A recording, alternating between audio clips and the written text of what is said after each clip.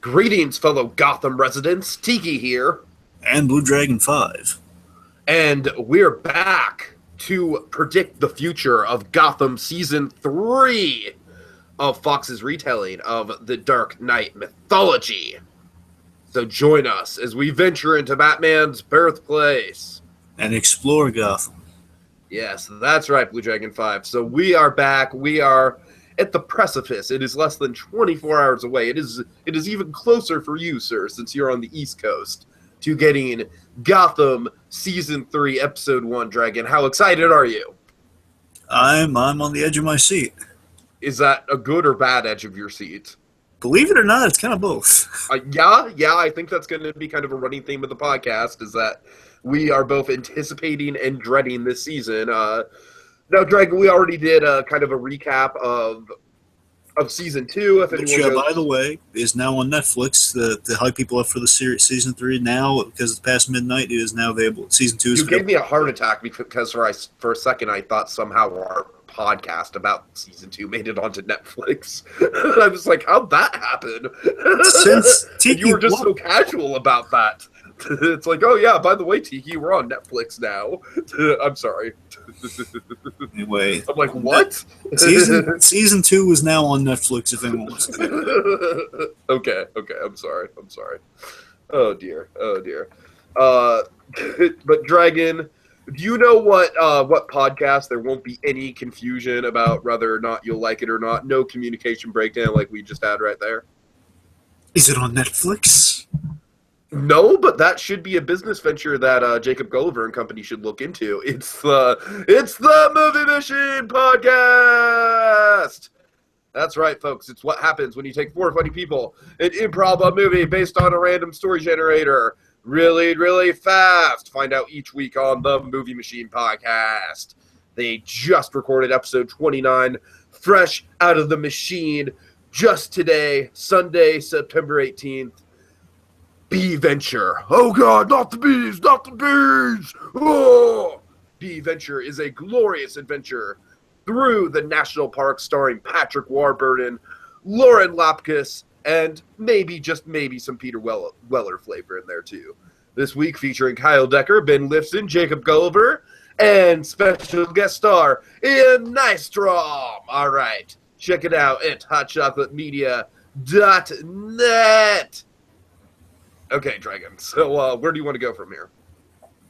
Well, folks, usually when we predict the direction of Gotham, some other shows, but mostly Gotham, we like to break it down in a few certain ways, basically going off of kind of logically what we know, what we've seen, going on, so on and so forth, prediction, speculation. It's all speculatory in the grand scheme. But here's what we know.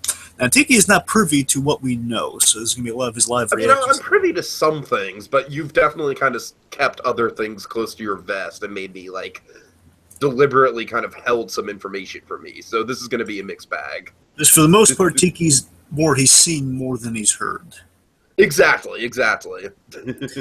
So here's what we know. So I'm just going to go with going to start with like what's most thematically appropriate. And this is going to be like the fun part of the podcast where I just sit and squirm in my chair as you tell me like all the really, really disquieting things about this season.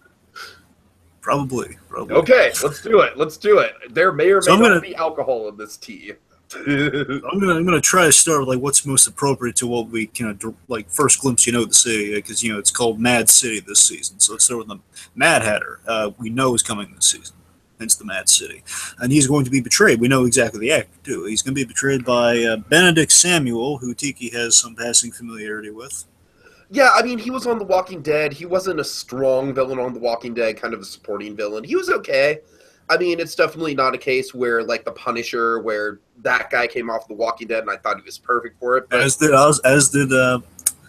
Robin Lord Taylor. He came from Walking Dead as well. Well, keep in mind, Robin Lord Taylor was literally just kind of like a walk-on role, and he got his head bashed in by a baseball bat within, like, 30 seconds of his screen time. But, yeah. Anyway, so this guy, I'm willing to give it, like, it's certainly, I kind of had a bad experience with Walking Dead around when he was on the show, and it's not necessarily his fault, it's just there were a lot of questionable writing decisions going on. So I'm certainly willing to give him a chance, and the brief stuff I've seen of him in the promo definitely looks promising, so. Yep, and all we know about the Mad Hatter, without pretty much everything here, folks, is us watching everything but like clips from the episode that's coming tomorrow. Yeah, that we tend to avoid that because Yeah, because that's still too much. Because it's kind of like you watch. it's like then when we're watching it within the actual episode, it's kind of like, oh great, well we have to sit through this that we've already seen. All right, Point is, Mad Hatter. What we know about him just going into it is that with this characterization of the Mad Hatter, he is looking for his sister named Alice. In this case. Oh God! Oh no! Okay, that's interesting. All right, I'm down for that. I'm down for that. Now, one thing, we'll get to this with predictions and concerns and all sorts of stuff. He will have his his mind controlling ability. He'll his whatever. I don't know how he's going to do it. I'm just saying he will have like the traditional Mad Hatter, able to kind of manipulate people's minds, hypnosis sort of thing. Somehow, I'm guessing Strange somehow comes into the picture with that. All is possible. All is possible. See, but then again, Hugo Strange, according to what I found, it will not be as prominent this season. Probably because Mr. Robot commitments, I would surmise. But yeah, I'm serious. That's my summation of maybe why by BB. I mean, he's not that major of a character on Mr. Robot, but I'm saying he's dividing his time. The point is, don't expect a lot of Hugo Strange, but still expect important Hugo Strange. I would say that much. Anyway, so Mad Hatter is the first thing we should go over. Second thing, obviously, the thing I'm really stoked about, Court of Owls. Coming this season. It's gonna be Dragon, you're stoked, and honestly I feel like I'm the one that should be stoked and you're the one that should be nervous, and it's like kind of the other way around. Like I'm the one that's really nervous about it because literally I just finished reading Court of Owls like 2 days ago and I loved it. I was blown away by it. And now, Dragon, I am more trepidatious than ever about the idea of Gotham doing it. And you seem to be on the other side of the fence about it. You seem to be, I guess I understand why, Dragon, because you're so familiar with this story, and it's been like 5+ years since the comics come out. It's really cool to see it adapted. I don't know. It's like, for me, if they do it right, then great. I just, honestly, I am scratching my head to see how they can do it even like half as good as they did it in the Scott Snyder version. By no means am I expecting them to surpass the original Court of Owls story, but I'm not even thinking about surpassing it. I'm saying like just living up to the expectations set by that, And I guess I have an advantage in that I've seen this attempted in animation before, and that one was like to mixed results, and that it looked like the Court of Owls, but it wasn't per the awesome source material. Mm-hmm. In this case, I'm just saying if they kind of draw from the same well as Court of Owls, I think might actually help the show in a great way. But we'll see how that goes. Let's say the one advantage of the Gotham format is that Gotham itself is essentially just a weird Elseworlds tale. So, so with that regard, it's basically like they can do really, as long as they keep true to the spirit of the Court of Owls, they can definitely like adjust it in terms of the storyline and everything like that to fit the canon of the show. Certainly. So the point is, Court of Owls will definitely be a big thing this season. Bruce and Alfred will be investigating the court as was set up at the end of last season. Importantly, the involvement the court had in commissioning the Wayne murder. Sure. That'll definitely be a main plot point. Just kind of transitioning to kind of where we're going to find. I assume Talons will be involved as well. Yes, Talons will be involved. Not looking as cool as they do in the book. But yeah. That's the one thing I will say right off the bat is that the Talons don't look nearly as cool. Yeah, definitely a kind of a TV budget for the Talons there. Yeah. Yeah, that's to be. I mean, that's to be fair because you can't have like the full awesome costume of the. I mean, but to a certain respect. But also, I do think like costumes on characters like Nigma and Penguin are very, very good. Yeah. Anyways, I digress. I'm sorry. Point is, so let's transition to Jim Gordon, because from what I understand, he's going to open the season up because he kind of left on a cliffhanger. He's Batman. Jim Gordon. He's Batman. Let's move on. He's Batman. I actually have theories of who he might become, so don't say he's Batman quite so. I actually have 5 ideas of who he might be. God. Okay. My point is, let's go over what we know. All right. I'm sorry. It's just like that is the running joke with this show, right? It's like, come on now. Let's not jump ahead to the speculatory point quite yet. Okay. Point is, Lee has moved. She's moved on with. She moved out of city down south. With a certain nefarious Canadian. A certain nefarious Canadian's involved. Let's just officially insert that into our fanfic version of the show, Dragon. Let's make that a running joke. Well, he moved on. He did stuff, so she's with a new guy. No. It's got to be Deadpool. I refuse to accept anything else. The reason why Tompkins isn't in the show this season is because of Deadpool. Anyway. I'm not saying that's how it actually happened. I'm just saying in our own pretend, like, meme-worthy podcast version of the show, that's how it happened. All right? Right. So, Lee... I'm sorry. I don't mean to make a big deal out of it. Go ahead. Point is, Lee, she moved down south after the loss of her baby, and to kind of recoup from that. That's where we left her last season. This season is what we know is that she has moved on with I can't remember his fake last name. I saw at one point, then I was looking at it just to get ready for this, and I forgot his last name. But who he actually is, and then we know this going into is that he is one of the sons of Falcone. He is Mario Falcone. Not. She doesn't know it because in the last. So again, the last name's changed, so it's not like an instant like, okay, she would obviously know he's under a surname. He's kind of up here, so we'll see. Yeah, he's under the name of Wade Wilson. Anyway, I'm sorry. I don't mean to be chippy with it. I'm sorry. I'm just. Point is, she's moved on with Mario Falcone under a different pseudonym. Now, again, there's a slim chance this could actually be revealed to be Alberto Falcone. I'm just saying that people have said Mario Falcone, they might be covering themselves up. Alberto Falcone would be a big deal because that's Long Halloween, so I don't know. Mario might I forget if Mario was actual relative from the comics. I remember he's like an obscure relative in the Falcone family. Whether he has connections to Long Halloween or not, I'm not sure. My point is, she's involved with Falcone, which means she's on the outs with Jim Gordon this season. And Jim this season, here's what we know is that he's going in a very dark direction by the beginning of the season. Seemingly, from what I've heard, he's going through a bit of an identity crisis. Someone's going to pose to him an interesting question, the "Who are you, Jim Gordon?" quite literally to his face, which kind of epitomizes. Dragon, literally, in like the past 3 sentences you've said, gave me 3 good sentence setups for "I'm Batman." Who are you, Jim Gordon? I'm Batman. Right. So it's really posing that question, like, "Who are you? Who are you, Jim Gordon?" So again, I think it's an interesting question given where he left off. Is that he quite literally was faced with himself last season with Clayface, and he was really kind of regretting his decisions. I mean, that was kind of he was literally faced with himself. So I wouldn't say that was like a Breaking Bad level, like Walter White sees himself in Gustavo Fring, and it's like a whole like big crisis. I would say that's more played on the silly side of things, but no, I mean.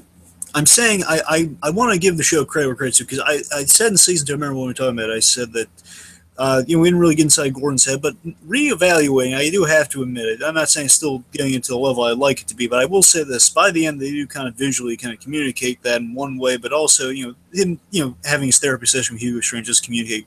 It gets into Gordon's head towards the very end versus throughout the season, like I would have preferred. But the point is, we did get inside Gordon's head a little bit, so I want to give the show credit where credit's due. Sure, and just to kind of like lay off of the teasing and stuff that I'm doing, I'm sorry that I'm being so aggressive with it. I do like the fact that Gordon's in a very dark place right now. I feel like that's appropriate with the character in a pre-Batman timeline. And I also, Dragon, I do have to give the show props that they didn't just wrap up the Tompkins storyline. Because to me, it would be just too easy if he just went to Tompkins and she just instantly accepted him back. I mean, there was a lot of not just losing the baby, which of course is just a terrible event to go through, but there's just a lot of like just personality conflict between the two heading into that. Yeah. I mean, Jim's decision making in that season was starting to tear their relationship apart, and then the baby was just the final, really most painful straw of it all. Yeah, she's trying to. I think what I'm just going to assume again, I don't really have much to say about Lee Turner's predictions. I would assume with her character is that she's trying to get away from the darkness associated with Gotham, which the loss of that baby kind of epitomizes. So, anyway, let's see. So, Jim's going through an identity crisis this season, at least at the very beginning of this season. The season will take place after we see Jim kind of try to approach Lee. We're going to go 6 months later, and we see Gordon in a depression has become a bounty hunter. He's bringing in the Indian Hill monsters, the monsters of Indian Hill that escaped 6 months later. Okay, now I do like this framing device. I think this does kind of, it's a more interesting take on the cliffhanger from last season than what I was expecting us to get. Because what I was expecting us to get was just the immediate aftermath, and I'm glad that they're kind of taking it in this more like, almost like very, very vaguely Arkham City route. Like, again, I'm not claiming that it's supposed to be a direct takeoff of Arkham City, but just, this whole idea that there's monsters on the loose in the city and there's nothing that anyone can do. It seems like the police haven't made an effort to do anything about it. Political times are really in turmoil. I mean, I really do like all that stuff, Dragon. I do think that all that stuff is going to be kind of a juicy kind of plot marination there, and I think if done right, it could pay off. It could lead to an interesting kind of season-long kind of arc for, the public and their trust in the GCPD and whatnot. Yeah, let me just say this much, and we'll get into this more with predictions. But with my initial reaction to the whole Jim Gordon bounty hunter thing, my mouth hung open. I was like, "What?" Oh, I'm sure. I was looking at it like an eye chart. He was like, "What am I?" Jim Gordon becomes a bounty, like private detective. I still somewhat get bounty hunter. What? I mean, all that was. Initially, it was hard to swallow, but I got to tell you, for reasons I'll get to in predictions, I'm a little more okay with it because I think it's serving kind of this. He's going through a really depressed state, after losing lead. He's just basically lost his reason because he doesn't quite know who he is. He's not a police, he's not a police officer trying to bring Gotham back from the abyss because he's failed at it miserably for 2 seasons. And he's lost everything he cares about. He's just really depressed. He's doing the bounty hunting thing to make ends meet. So you're saying it's kind of like Jim Gordon, like at the end of this rope to a certain extent. I'm saying this. We're going to start this at the very. Again, I don't know how the season's going to go, but it looks like at the very least we're going to start the season with Jim at a very low, depressed point, and that's why he's just doing a bounty hunter thing to make ends meet. He's basically bounty hunting to me. Again, just in the prediction side of this all is that he's doing the bounty hunter thing because he just has that desire to fight crime, but he just doesn't see the point in it anymore. It's an excuse to fight and at least make ends meet. Okay. Anyway, let's see. So more on that, I guess, a little bit later. Anyway, so here's the big thing, and contain yourself. Save it for predictions, please. This is the big statement. It has been suggested. This is very, very heavily suggested. We don't know when. It's either going to be by the mid-season finale or by the end of this season. One of the two. I'm terrified. You should be. Jim Gordon will indeed take on. It has not been said what, but he will take on a persona. Save it. I'm just saying, put a lid. You'll get to it later. I'm going to help you with it too. I'll tell you who he might be more specifically. In that, I'm miming right now. All right, I have no words. My point is, this was confirmed by Ben McKenzie. There's video footage. Proof of this is by. Oh Christ! So, my heart is literally like fluttering right now, so not in a good way. Not in a good way. Mid-season or by the finale, he doesn't know which. I would assume it's mid-season because how would he know about how the finale is going to go at this point? So I assume it's mid-season, right? Pretty much any of this news. Let me say this. I think all of this news is more directed towards the mid-season because that's as much of the actors and much of they would share with us at this point. That's my guess for all of this news, by the way. I just want to make that clear. Anyway, so moving on from Gordon. Let's see. They're definitely going to be laying the groundwork for Bruce Wayne becoming Batman this season. That is, they have said. The groundwork is that he's going to be inspired by Gordon. And we'll see how that goes. But and of course, and to be less cynical about it, there's also, of course, him, honing in his detective skills with the Court of Owls. I'm sure that's going to primarily that's it. Like in the Court of Owls book, it was his first case was solved. That's right. Yeah. So in that respect, I definitely think there's some interesting things that can kind of take away from that. We got Valerie Vale. I really hope we get the whole, some of the cool architecture stuff from the Court of Owls. Again, Tiki, if they go in the direction, I hope that at the very least, I hope they go with that. They're going to go into the history of Gotham, which would include architecture stuff. Maybe not to like the whole being thrown through a plate glass window, landing on like a miracle kind of gargoyle spire. Of course. Maybe not to that level, but at the very least, say like the 13th. Like kind of like running through the gargoyles and just saying which each of their purposes were. If we're lucky, we'll get the 13th floor thing, I think. The 13th floor. Yeah, that's what I'm really kind of crossing my fingers for. Very least, I hope we get the 13th floor or Bruce being trapped up in the attic for a few days. Okay. Anyway, let's see. So we got Valerie Vale being introduced now. Valerie Vale. First of all, she's played by a really good actress. She's I'm played willing by. to, yeah, and to tell you the truth, in the clips I've seen, she does seem like she has a good charisma to her. She has a good delivery. I'm willing to give this the benefit of the doubt. I absolutely am. I'm not a big fan of the Vicky Vale character. I'm not a big fan of introducing her into the narrative. But having said that, it's like this actress seems pretty good. And the one thing I hope doesn't happen with this dragon is I hope this isn't just kind of like, let's just write out Tompkins and write her into the love interest role for Gordon. Well, let me give you two things here. One, Sure. remember, any negative feelings you feel about Vicky Vale are more directed at the '89 film. Oh, I absolutely know. I know. I mean, just to be fair, I mean, Vicky Vale, she was an existing character. Well, I mean, keep in mind, Dragon, I did write the amazingly awesome Vera Farmiga Vicky Vale that sacrifices herself at the end. So, well, certainly. Anyway, so she's gonna be played by Jamie Chung, who is she's been in a few things. One, I know she's done more than this, but this is the thing that jumps to my head. She voiced Go-Go in Big Hero 6. Oh, okay. Yeah, she's got a presence to her for sure. I mean, I can tell. Like, I can tell that she's not going to be annoying like Tabitha was or anything like that. And basically, she's the just to clarify what the whole relation thing with the Vales is. And I don't know. I want to make this clear. I don't know. I doubt, but I wouldn't rule it out that Vicky Vale would be introduced. I hope she's not. I wouldn't rule it out. I totally wouldn't rule it out. Let's just hope it's handled better than a Silver St. Cloud. I mean, I will say this though. I do buy that. The way like anyone with a family have like a cool aunt or uncle that kind of influences you. That if Valerie Vale was a really good reporter, I would buy. I could buy Vicky Vale. I like that it's the aunt and not the mother. I think out of the two realistic options they could have gone with, I like that they went with the aunt. And again, kind of Big Hero 6, kind of the aunt cast, the cool aunt. Yeah. And let me say this: here's all we really know about Vicky Vale. Valerie Vale. Now you got me. We're talking about the possibility of the kid. That's what you got me mixed up. You know what? I think we're just gonna have a swear jar for every time we call Valerie Vale Vicky Vale. I think that needs to be a thing. Anyway, so Valerie Vale. It's suggested that there might be a love interest thing going on, but more so what she's going to do, and I look forward to this if they pull it off, is that she might be a key element in kind of lifting Gordon out of his depression. In that she's trying.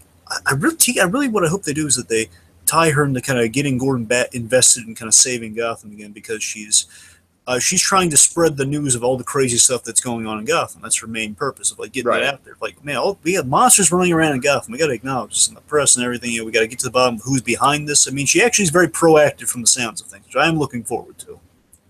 Yeah, she's definitely not one of the elements of Season 3 that I'm really concerned about. She's one of the elements I'm kind of more neutral about than anything else. Basically sounds like a Bizarro Silver St. Cloud. This one actually might work, Right. We're going to introduce another iconic Batman love interest, but we're going to actually have a take with her. So we'll see how that goes. Speaking of love interest, Alfred will find love this season. And it's not Tompkins. It's not Tompkins. Again, she's with Falcone, right? Of course. But one day, Dragon, one day, they're playing the long game with this shit. No, I'm just kidding. I got to tell you, though, just let me acknowledge this. Again, from what I hear... no, they're going to do the Ross and Rachel thing. Like, Season 10, Alfred and Tompkins finally hook up. Let me say this much. Did she get on the plane, Master Bruce? Did she get on the plane? I'm sorry, go ahead. Let me say this much.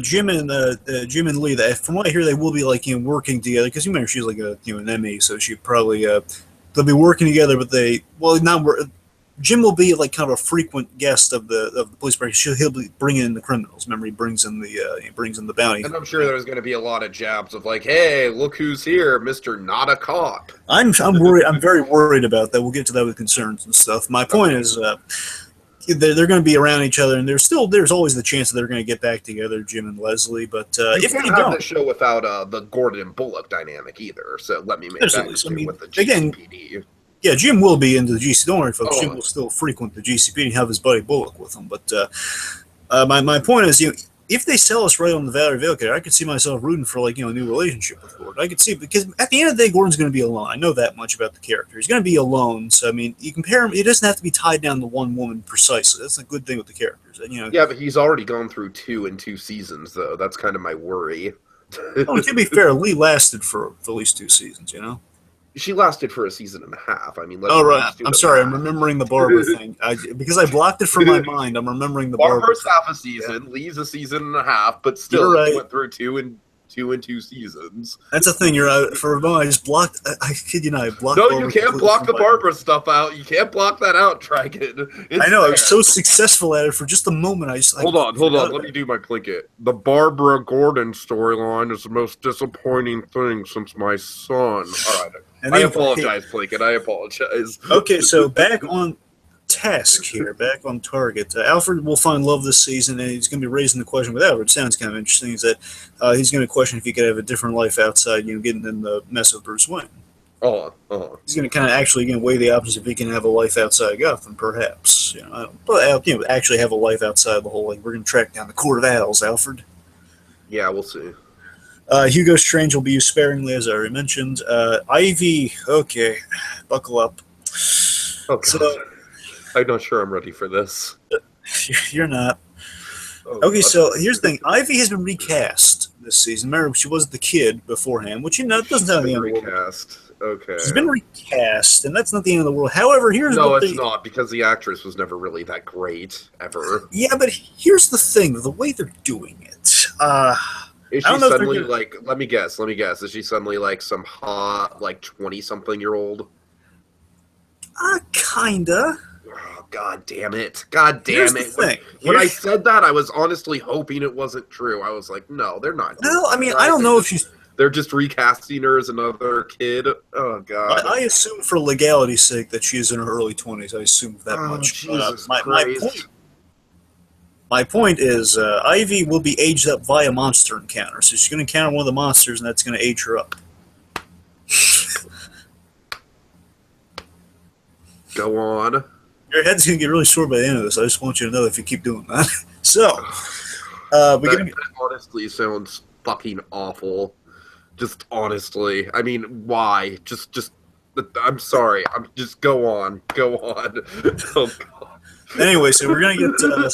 We're going to get... This one actually does make sense. Why do we need to explore that with a character that's, arguably, the third least important character behind, Harvey Dent and then the fucking Montoya? Well, okay, now, to be fair, she's more important than Montoya and Allen. Come on.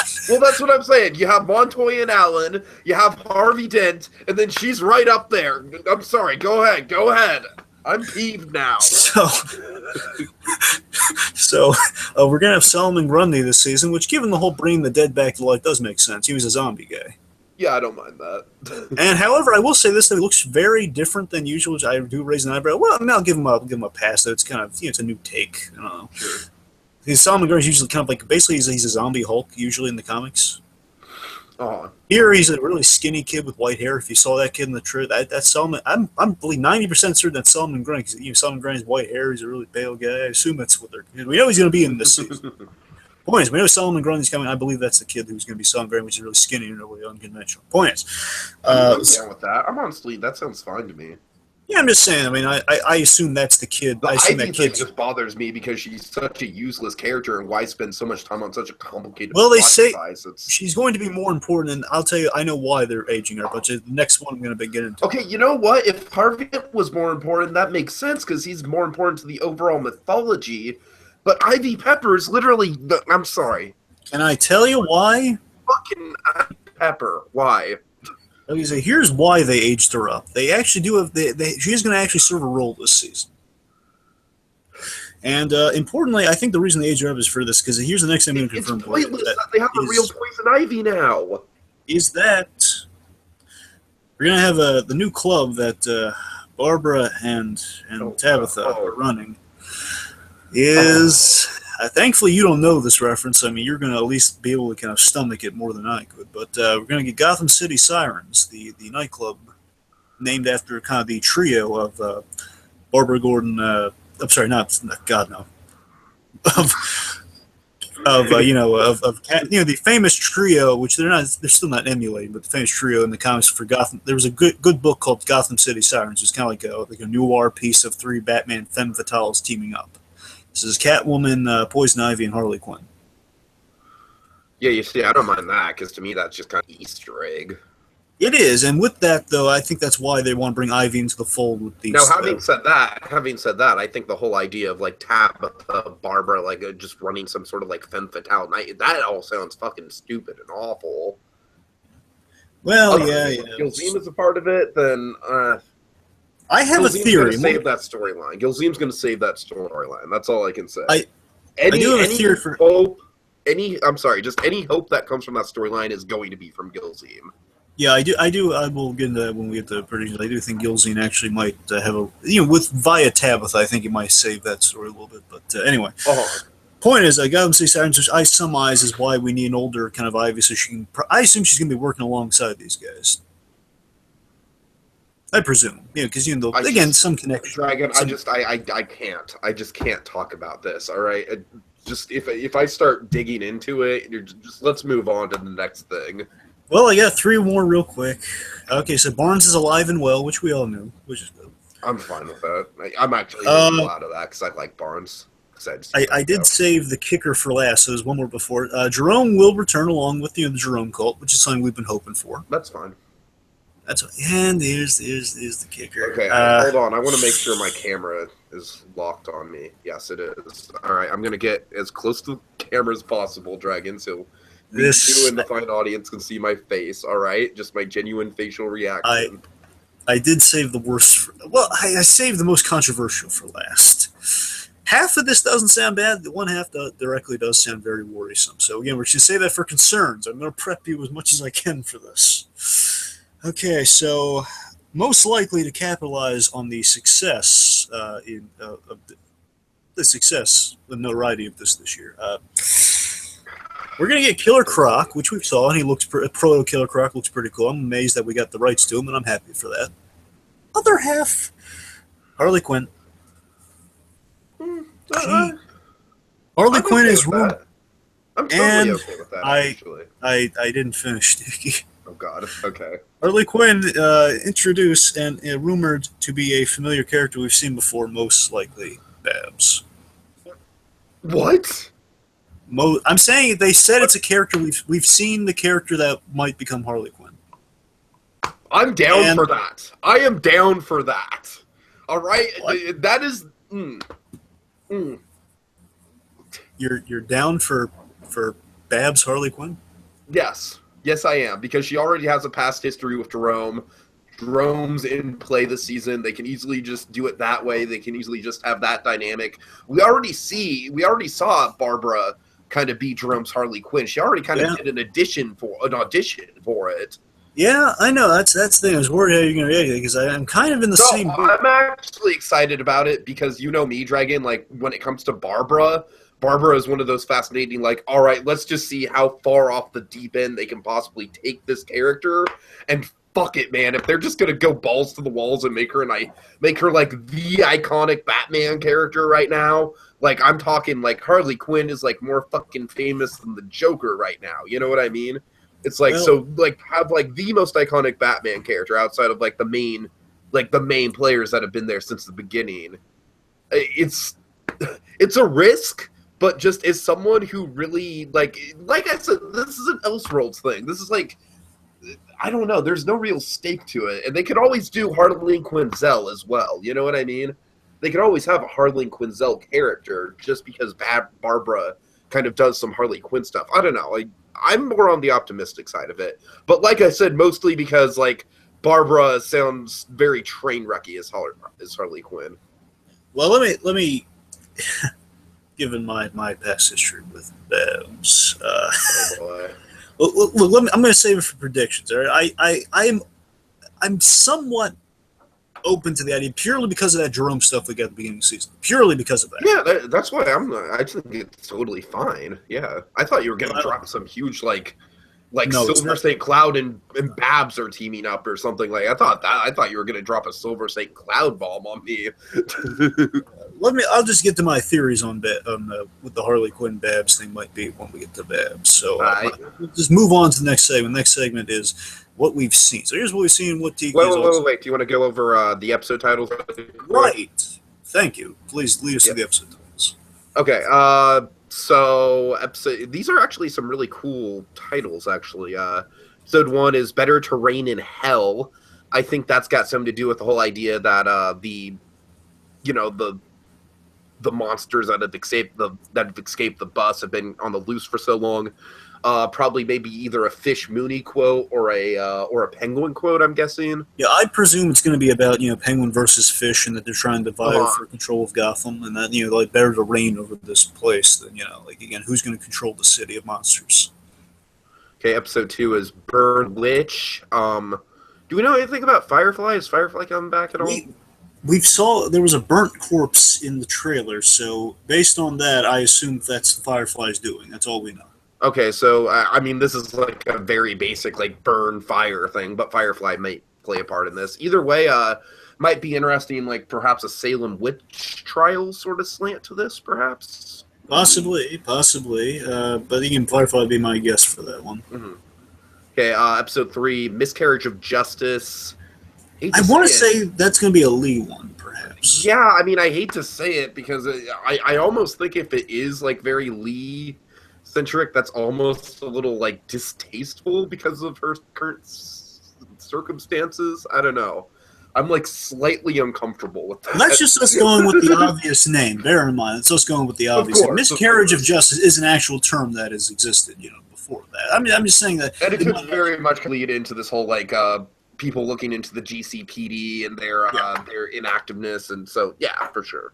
So again, it doesn't necessarily mean Lee, but I'm saying that at the very least they might have like a little moment with Lee in that episode. They'll have some Lee in that episode. I just really hope for their sake, that they handle that like it's not just all about like Lee struggling with a miscarriage, because I think that would be a very poor choice on their part. That's all I can say. Well, I mean, again, this could be a good episode, though. I'm saying... No, but I'm just saying the title. The title, it's like making a pun out of a very serious situation.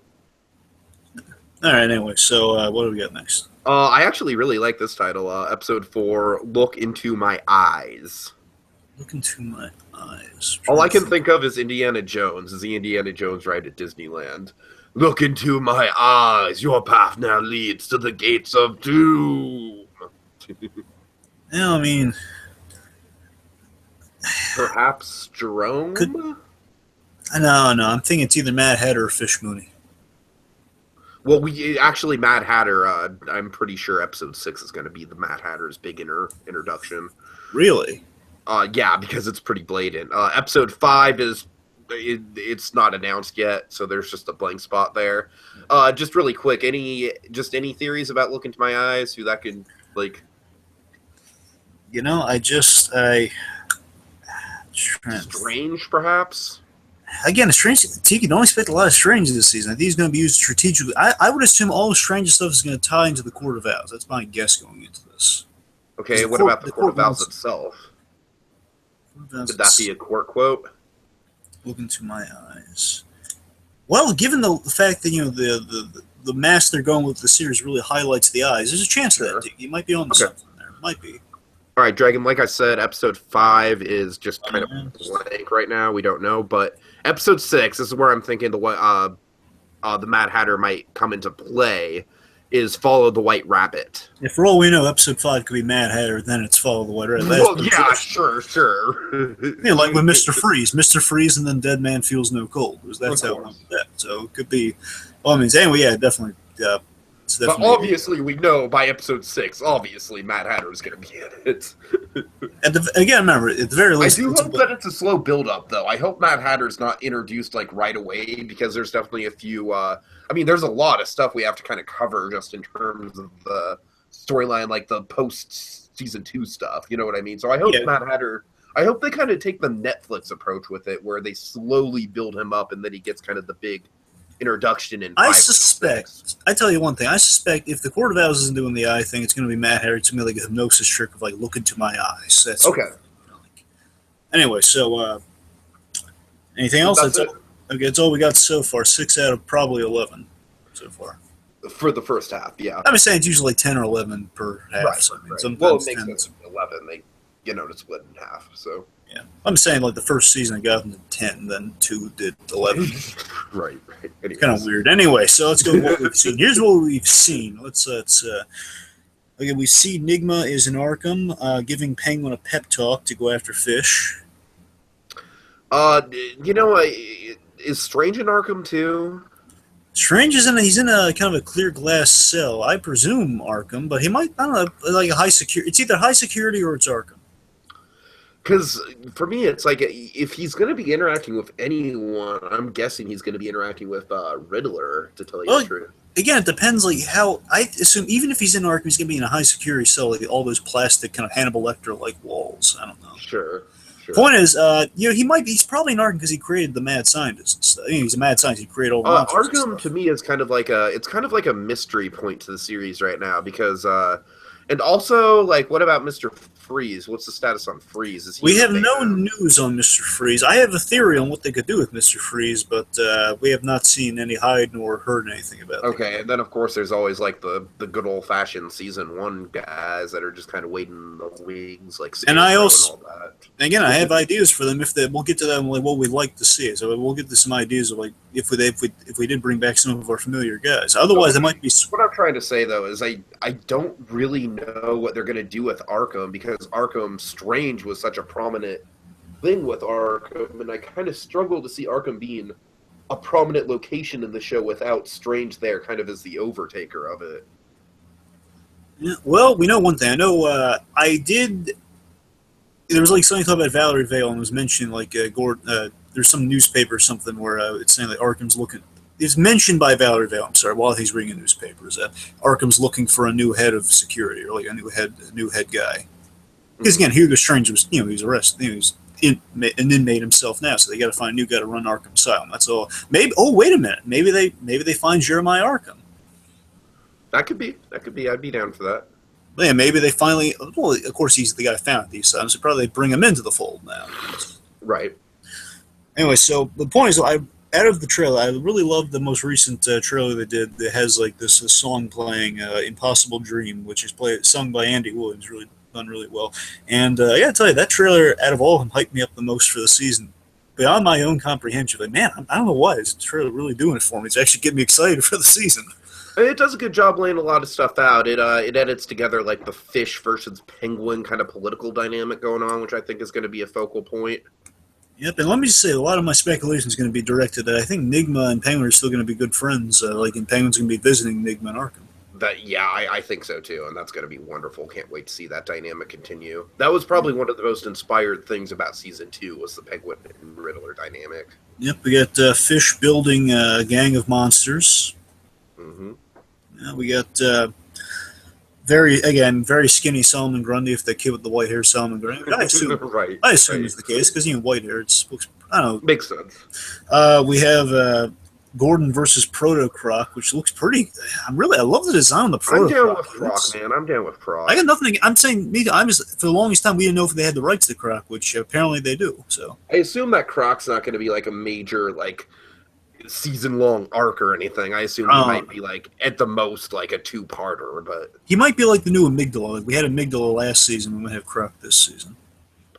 That would be great. That'd be great to just have Croc as like a reoccurring comic relief. That's what I'm hoping for. At the very least, like he's the most prominent monster, and I love one of my. Let me just talk about a few of my. I have 2 very favorite Jim Gordon bits in this trailer. Just really jazzed me out of my mind. They're 2 images, and these are very simple images that I just when I see them, they really. Is one of them like the very last one? No, well that's a good shot, but I mean no, my 2. That is a very good shot. It is. But I'll tell you one thing. There's 2 moments. When he's facing off against Croc, he pulls out. I also notes the Super Academy. I've mentioned this before. Like, guys, you got to strive for these 2 moments with Dark Cop. All right, do these 2 moments with Dark Cop. Because I saw one. They did one of these in the first Super Academy. My point is 2 moments. One where he's facing off against Croc. He pulls out a baton, the collapsible baton. He says, "Want to do this? We're doing this the hard way." Or just Gordon pulling out the police. I love when cops pull out the police batons, like the collapsible ones, like that. So it's awesome. Even though it's true, I know he's not a cop in this case, but his point is he has like a baton. He's going to go to town on Croc. It's awesome. And he's facing some way outside of his weight class too, which is it looks really cool. It's Gordon going up against. Again, the design on Proto Croc looks really cool. Mm-hmm. The other thing, this one has me more. This is my favorite visual image of of everything I've seen so far. Though it sounds so simple, but it just looks so cool. Gordon fighting in darkness with the flashlight in his hand. Again, I'm a guy of simple taste. I love Gordon or Batman or anyone with like a flashlight in the darkness, but this is even better because it seems he's fighting with a closed fist with the flashlight on the side. It's like when he's punching people, the flashlight's going with his fist. That's awesome. Oh, that's cool. It kind of like blinds them as it goes towards the face. I mean, I guess. There. Yeah, something like it's almost like a brass knuckle sort of thing he's using with it too. I just, it looks so. Remember, you saw him briefly, but remember, it's like he's just in the fight with two guys. No, I'd really like to think that fight choreography comes into play, and like Gordon somehow strategically uses the light to blind them. Yeah, again, maybe if we're lucky, we're going to see more of that military kind of tactician with Gordon this season. Right. Anyway, let's see. So those are my favorite Gordon images in the whole thing. Out of all the footage I've seen. There was also a hilarious image with Gordon. I know it's going to be doomed for failure. I hear this. I don't know what this one's going to be. I just hear it's going to be really good. Gordon with happy flowers for Lee. Oh, no. Oh, God. He's standing outside of Lee's sunny door. Remember, it's not in Gotham, so it's like in suburbia somewhere, and he has happy flowers. It's in Canada. I'm sorry. I'm sorry. I can't resist. That's definitely going to be like an emotional scene for sure. My point, I'm just saying, just the idea of Gordon with these super happy flowers, Gordon Ellis holding happy flowers makes me think it's hilarious. I don't think it's hilarious at all, actually. I think it's rather sad. No, I'm saying in context it's sad, but I'm just saying out of context it's hysterical. Oh, sure. That's what I'm saying. It's out of context, just Gordon, who's always kind of a never, just knowing the Jim Gordon character, he's never happy. He's rarely ever happy. He'll be pleased or he'll be complacent if you're lucky. Like complacent and pleased Jim Gordon is like him on like the best day of the year. I'm saying the happiest Gordon's ever going to be is his Barbara's in the not that Barbara, the daughter Barbara. Barbara's like sitting next to him, the fire's going, he's reading the paper, he's smoking his pipe, and like he just gives a little smile with the mustache. That's a happy Gordon. Yeah. That's a happy Gordon. Anyway, so Bruce Wayne has this really great line that I think says a lot about what he's going to be doing this season. He says, Bruce says to Alfred in a really awesome way, says, it's time to take back what's mine. Mm-hmm.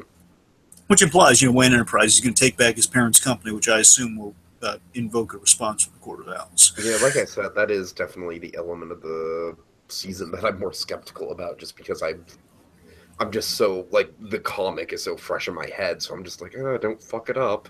Let's see, Selena Kyle, she's getting... she's good at getting things for people, kind of like Morgan Freeman from Shawshank. No, but seriously, what I like about that is, it's... also, I don't know, Selena's another character that I'm very questioning. We'll talk more about her. Yeah, exactly. That's the last thing I got for what we've seen, unless you got anything else after this. No. Penguin's offering $1 million bounty for Fish Mooney. Which is really, like, Penguin is, like, it looks like he's at the top of the game. I can't wait. It's like he's gone through his whole, like, Shakespearean redemption arc, like the literary odyssey through season 2. And now he's back, and he's back with a vengeance. So last thing, just to go on like what we know, what we've seen, I'm going to list off, we already talked about it, I'm just going to list them off for a final time, the new characters we got this season. Valerie Vale, Solomon Grundy, Croc, Mad Hatter, new Poison Ivy, Mario Falcone, and clone Bruce Wayne. Oh, God. Do you want to talk about clone Bruce Wayne for a minute? Or no, I guess we can talk about it when we get around to him. Okay. Whatever you want, but let's save it for later. No, let's save it. Let's go to predictions. So let's just talk about the directions we think our characters are going to take this season. Start with the familiar end with clone Bruce Wayne. So let's talk about my guy, Jim Gordon. So Batman. Hold it for a moment. I'm sorry. I'm intentionally trying to troll you at this point. Let me build it up, man. Okay. So, beginning of the season, and basically we're predicting kind of like what the arcs are going to be, whether it's to the mid-season or the end, whatever you want to do. So, Gordon, I think losing Lee, takes away Jim's hope of leaving Gotham with Lee, basically kind of having a happily ever after. After literally, self-reflecting of the mistakes he's made in season 2, with Hugo Strange and Clayface and vice versa. He's in a directionless, depressed state. He doubts his ability to save Gotham anymore. He's failed horribly twice. And this leads him to kind of this place. He's doing bounties basically as an excuse to still fight and just still kind of get the adrenaline of being Mhm. out there. But he's not making a difference anymore because he knows, why bother? I'm just going to ruin everything anyway. It's like the city; it's not getting better. There's monsters roaming the streets. I mean, the part I'm doing that is going to help Gotham immensely. I'm getting the monsters off the street, but I'm doing it just so I can. I got no reason. My heart's not in it anymore. I'm just doing it to make ends meet and hope maybe get a monster off the street. That's the most good he's doing for Gotham. And it's still a way of living an adventure for him. And the big question I think he's going to face, in terms of getting an arc to a place where we're going to get to that thing you want to talk about. Importantly, because he's not a cop anymore, I think Gordon's going to really question who he is if he's not trying to help Gotham. If he's not a member of the GCPD, who is Jim Gordon? Which I think is an interesting question to pose to him, and will solve, hopefully, the issue of all this time we haven't really gotten into why Gordon does what he does. Why is he invested in the city? I think that'll really Right. kind of highlight. We're going to You have know to what? see. I think that would be a good kind of way to transition with the Court of Owls and the architecture and everything, and Yeah. like what that part of Gotham means to Gordon. Yeah, I want to see, maybe if we're lucky, if we're lucky, we're going to see the Court of Owls get into the history of the families of Gotham, and perhaps in some ways that go into the history stuff, we might get that flashback to Gordon's father, see what Gordon's father did Hmm. for the city. I would love it if they did. We'll see. I'm not putting stock in it. I would love to Or see maybe that. even kind of this might be a little out there, but maybe adapt the Jarvis Pennyworth storyline to fit with Gordon. Like, Gordon's father is writing a letter to Gordon about how, like if anything, if I want to stress anything in this letter, it's stay out of Gotham. I Honestly, know that that's kind of taking liberties with the book, but I got to tell you though, honestly, that would still work with this Alfred who wants to leave Gotham in this story. Perhaps that would actually no, very you're right. much. It would work with Alfred as well. My Absolutely. point is, going into Gordon's lineage has always been something I've been wanting to see from the first episode when they mentioned it. So I would be down for that. My point is, Gordon's be asking who he is, and the court might also feed into. Basically, let me say this: the court might feed into all the arcs very well if played right. But we'll get to that when we get to the court. Anyway, importantly, almost done here. So Uh-huh.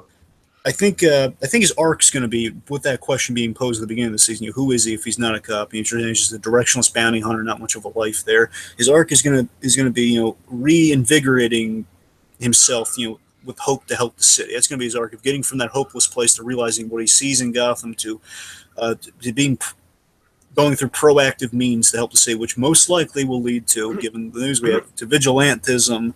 Ultimately, in the end of the day, whether it's at the end of the season or the beginning of next season, he'll be back at the GCPD one way. Whether it's by the actual finale of this season, I assume he's going to turn to vigilantism by the end of the mid-season break, So he's Batman.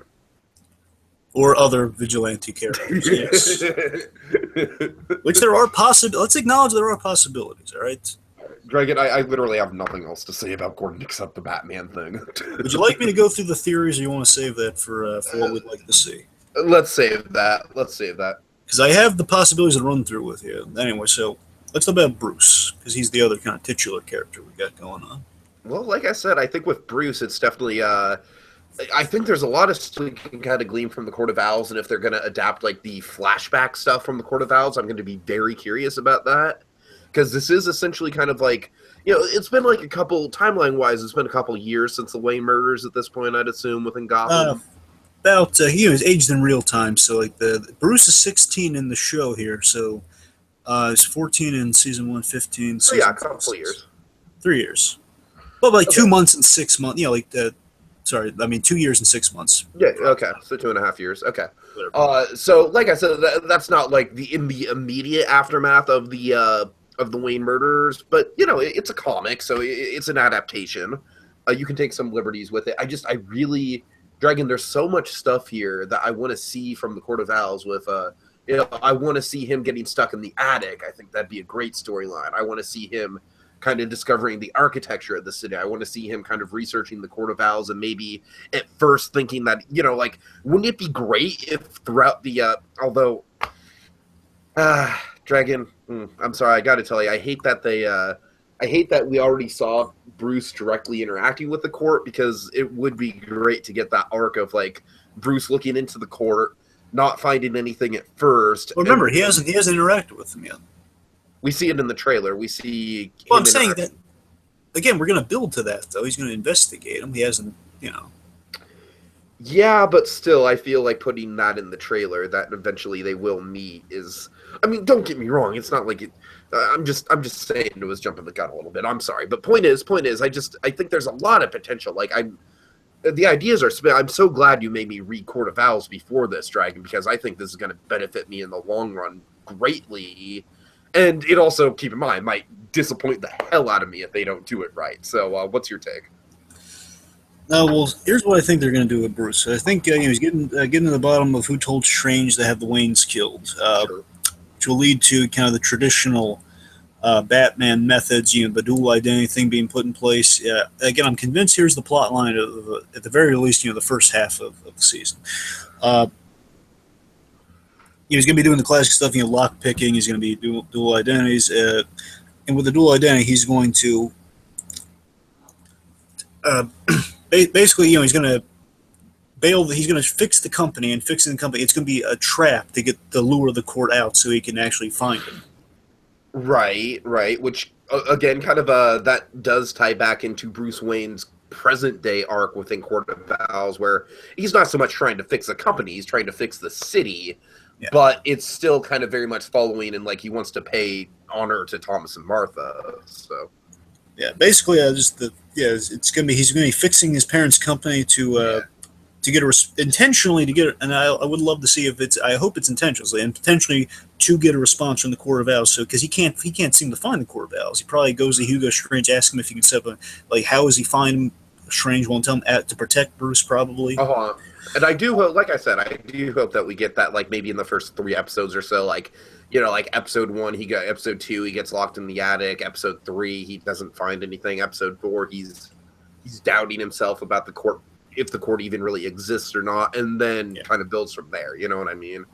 Exactly. So it might lead to Bruce becoming invested in stopping the court once he absolutely finds out they're real and they're coming for him now. He might feel guilty of now he's trapped Alfred in this. Alfred wanting a happier life. Now he can't really have that.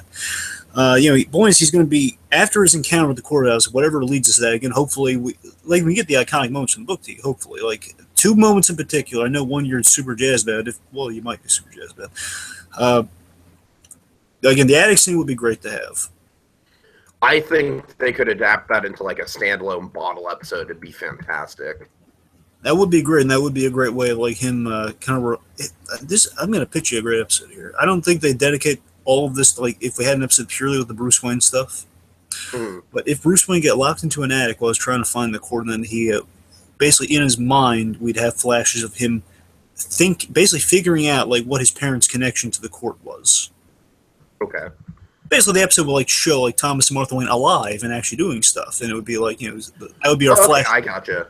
Right. While he's stuck in the attic, kind of reflecting on things, and he was just kind of he'd be in the corner during these stories or something. And basically, he'd be investigating it while he's trapped in the attic in his own mind. Yeah, that's cool. Anyway, so my point is, whenever he encounters the Court of Owls, because he's kind of trapped in, so he can prove their existence, they're going to say, "No, Bruce, you really don't know what's going on here. We actually know the city. We're trying to fix the city," and that's going to lead to Bruce becoming not only invest in stopping the court after the encounter with them. It's going to lead to him, hopefully, especially in the next season, probably in investing in fixing the broken city as a whole. The encounter with the courts, who are all obsessed with maintaining order in the city, is going to be Bruce now seeing what they've done to the city, trying to fix the city, because they had a stake in killing his parents. So he obviously wants to undo all the damage the Court of Owls has done. Right. Which will get us to the Batman level. Okay, he wants to fix Gotham City. Because right now, Bruce has been focused on his parents and the company, and the Court of Owls would be the way to get him to focus on the whole city. Yeah. Okay, Bullock, not a lot here. I think it's going to be Bullock's. Honestly, I kind of hope they go in the direction of Bullock's going to be emulating Jim Gordon at the GCPD to Barnes. Barnes, he's going to be kind of living by the influence of Jim Gordon. He's still going to be the lovable Bullock, but he's actually going to be kind of the top cop of the GCPD, perhaps. I definitely think the big crux with Bullock is going to be his dynamic with Barnes. If anything else, I think maybe Bullock and Barnes will kind of be the... Yeah, I mean, don't get me wrong. I'm sure we'll get plenty of Bullock and Gordon as well, but I don't know. I think Bullock and Barnes might also be another comedy pair to watch out for this season. Yeah, and also I think it's going to lead to a lot of scenes where Bullock's going to have a good role of trying to inspire Jimmy. Because, remember, imagine the fun role reversal you have this season, where in the get-go, Jim was the top cop and Bullock was the one who was inspired by Gordon. Now Bullock has to inspire Gordon like he did him way back in the first season. Yeah, right. It very much is a role reversal for sure. I would love to see that again, Bullock kind of repaying the debt in a way. Mm-hmm. Okay, Selena. Selena, I think I actually have a good idea for Selena actually. But I'd love to see it at least. But I think it's just a constantly reoccurring thing where she's just such a flip flopper. She constantly switches sides. She's constantly just a lackey to whoever's in power. I don't think that's very flattering on her part as a character. Like when Selena's independent, she's a cool character. You know what I mean? When she's like showing Bruce the ropes of the city, she's really cool then. But I don't know. I just think having Selena is kind of like this lappy to Fish Mooney.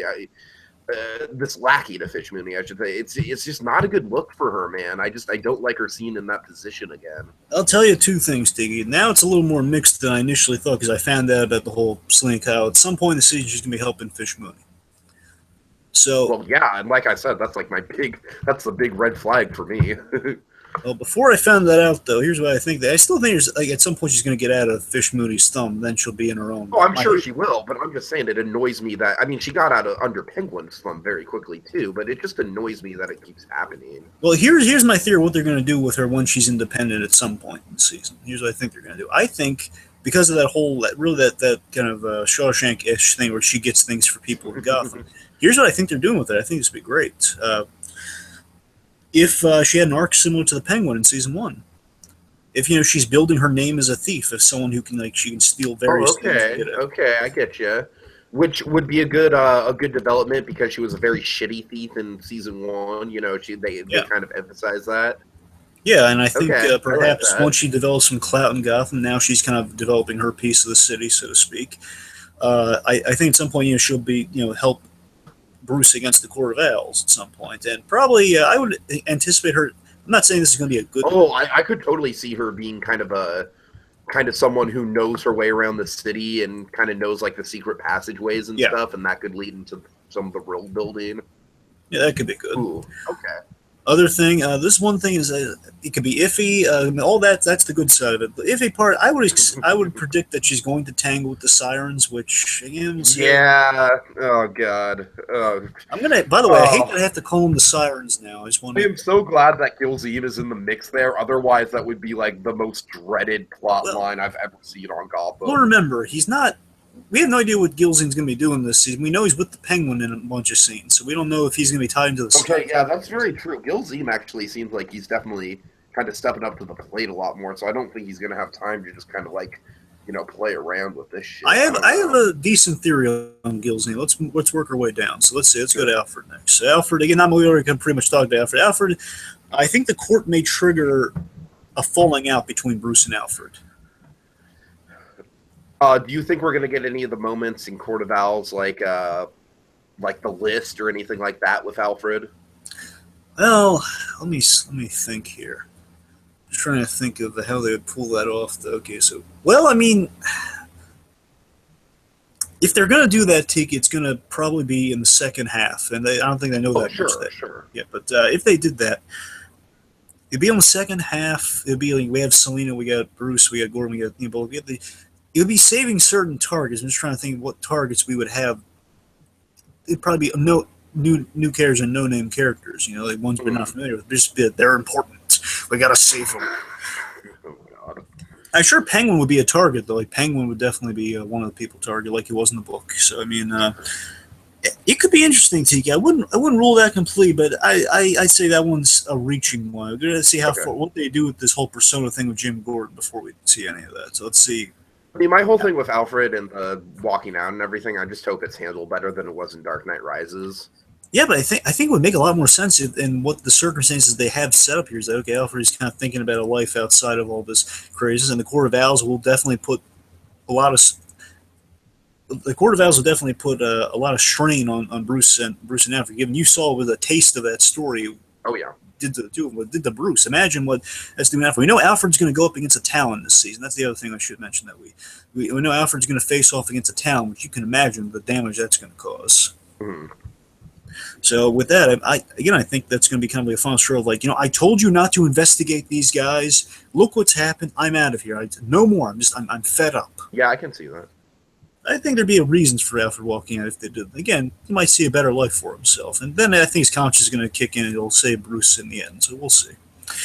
Penguin. I think Penguin is going to settle in as the respected figure in Gotham. I think now he's going to finally get the respect that a Falcone would have. Yeah, which is going to be really interesting. It's kind of Penguin at the top of his game. Kind of what do you think of the season 2 arc? I know we had kind of already covered that, but do you think it was necessary for Penguin to get to this point now? I think it opened the doors for, but we still need to see. I feel that we had good progression with Penguin. I did like him learning more about his roots and all that stuff. The connection with his father and everything. Mm-hmm. And Penguin did go through the gambit, and he still found his way on top in the end. So I mean, he needed the experience, and now I think he's gonna be less cocky. He's gonna be more. Well, when I say less cocky, I mean he's gonna be more. He's been through the game. He was high on his own power, so I think now he's got more of a plan to prevent that stuff from happening. So he's $1 million bounty on Fish Moose. I'm going to have everyone do the work for me. Everyone wants $1 million. It's going to be really hard to turn on me because they all want that bounty. So I don't know.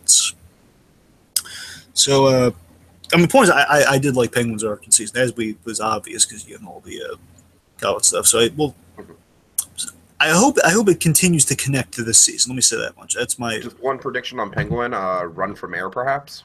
No. I'm not just saying that because of Batman Returns. I think it makes sense within the context of the story. I'm saying let me say, you're talking about superhero fatigue on the other thing, but I gotta tell you this though. I don't have superhero fatigue. I have mayor fatigue. Every superhero show does someone running for mayor plot line, or the hero or the villain running for mayor. I'm sick and tired of it. All right. I have a mayor fatigue right now. Just I don't know what the heck's going on. I didn't say it was something I wanted to say. I just said it's a prediction. So I know. I'm just saying not necessarily a good prediction. Yeah, I'm just saying. I think they're going to be smart. If we did a mayor plot line last season, let's not do it again this season. I'm going to hope they have enough sense to do a mayor thing. Yeah. Okay. Anyway, so my big theory with Penguin, I'm going to expand upon, is more like what I love to see. I really want to see Penguin. I really want to see Penguin develop an even closer bond with Jim and by proxy Enigma as well. Jim and Enigma. I want to see him really develop. Because think about it, he and Gordon being perfect would, in theory, be perfect pals in this season because Gordon's a bounty hunter. Penguin put a $1 million bounty. Sure. The point is, even if it's not a $1 million bounty, Gordon's in a position where he would need the Penguin, so they're going to be close this season. That is actually right. And imagine the interesting point of view you have is that the interesting kind of the way things have fallen here. He's friends with Riddler and he's friends with Gordon, and the two of those guys really don't like each other. Oh God! So imagine what happens if Penguin somehow brokerage kind of a tolerance between the two of them. Imagine that. Or what if Penguin tried to parent trap them? Can you refresh the viewers on Parent Trap and myself? When you try and get two people into a room that don't like each other. Oh, okay, that's all you have to do. I thought you meant the kids or something from Parent. I didn't really meant the parents. Okay, we're sorry. I don't know why I'm just thinking the twins get along, so it doesn't matter. Sorry. Parent Trap reference, folks. Parent Trap. So, let's talk about Enigma himself because you just mentioned him for a moment there. Unless you got anything else to add. I don't have much to say about him. No, I don't have anything about Penguin either. Pretty much said the stuff on Enigma. I think so. Enigma's probably going to be a friend to Penguin in Arkham. I mean, he's going to be... I definitely think Enigma's going to be more of a supporting role than he was last season. I do have one interesting idea with Enigma that I would like to see is that he's befriending Penguin in Arkham. Eventually, Penguin will, with the clout he acquires, he might be able to free, whether he's going to break him out or actually kind of have him declared sane. I think he's going to eventually help Enigma get out of Arkham. Okay. And with that, I think it's going to lead to what I would love if they did this. If Enigma, he investigates the Court of Owls, because remember, he was interested in the Court of Owls at the end of last season. Enigma investigates perhaps an unlikely ally for Bruce Wayne. Perhaps, and at the very least, whatever he's going to do, I think Enigma gets out of Arkham and he's going to be working with the Penguin. So he's going to be the private investigator for the Penguin. Okay, now this just kind of randomly came to the top of my head, but what would be great is if him and Selina had a reunion. That could be cool. And again, what's so interesting? In the comics, especially in the No Man's Land story, the whole I can get you anything you need. Which is sure. In that story is Penguin, and in this story, perhaps Selina kind of fits the Penguin from that story. I can get you what you need in the city. So at that point, it's like all these characters should really mingle. Penguin being kind of literally the umbrella that kind of brings all these characters together. Right. Anyway, let's just say Barnes. I love. I get in the sense it's just instantly from the trailers that he hates how Penguin gets better press than the GCP. He offers he basically says the cops aren't doing a good enough job. $1 million bounty. You got to imagine Barnes is going to be pissed off at the Penguin. I'm just kind of expecting more of the same from Barnes, which isn't a bad thing. I heard probably outside of the caveat that we're not going to have that annoying being suspicious of Gordon the whole season thing. So I think Barnes will be slightly improved. I think he'll be solid. I don't think he'll provide the most wow moments of the season or anything, but he'll be good. Let me throw this at you. From the get-go, they always kind of teased that I don't know if they meant he was going to get injured with season 2, but they couldn't. They always teased that Barnes would go down a dark path at some point. Okay. So whether that's his injury, again, it could just be his injury in season 2, or it could mean he still has room to grow as a character. He might become corrupted at some point. I actually I like the idea more that Barnes is corrupted by his own sense of morals more so than being just him having kind of that hero, the whole he's so uncorruptible that it makes him corrupt. Yeah. Anyway. It makes more of a hindrance than a help. Yeah, I get you. Yeah. Right. Other thing, and this I do kind of speculate this for Barnes because Barnes is such a straight-laced character to be kind of missed opportunity not to do this, and I also kind of fear this with a lot of characters. But let me say, at the very least for Barnes, I think he might going to fall victim to the Mad Hatter's hypnosis. Oh boy, yeah. So I'm not sure we're going to get kind of Clayface feats or anything, but we'll see. I still have no idea what they're going to do with Clayface. If he's still going to look like Gordon, if he's wore off, if he's going to punch. I hope it's just the Bizarro Gordon just running around like Kramer. That's what I genuinely hope. Wouldn't it be hysterical if Bizarro? Wouldn't it be hysterical if just they kept him to the GCP because they missed him? Yes. Oh my God. Oh yes. Oh my God. Oh, you're making my day right now. Here's a tribute to our fallen. No, he's not dead. He's just he left us. So we kind of, we like to keep him around, a little reminder. I mean, just give him some snacks now. Jim Gordon. I'm Jim Gordon. Oh God. Anyway, let's see. So let's talk about. Or alternatively, just Doppelganger Gordon and Doppelganger Bruce Wayne just being the best of pals. Oh God, they're eating snacks together. They're going to the movies. Okay, let's move on to Babs. Oh boy. Okay, so do we have to. Yeah, we have to. Okay, let me run through this one. Okay, so I don't have much to say. I mean, like I said, the only thing with Babs is at this point with her character, with the Harley Quinn stuff and everything, it's just buckle up. It's going to be a bumpy ride, but it's going to be fascinating to see how much of a train wreck it is.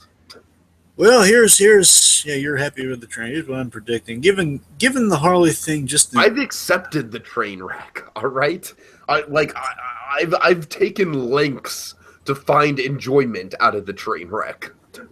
I'm trying to buff out the train wreck. I'm trying to use the jaws of life to put it back, lift it back on the tracks. No, it's not happening. It's not. That's where you and I differ for Barbara. I mean, it's a lost cause. It's a totally lost cause. I am honestly shocked she hasn't been killed off the show at this point.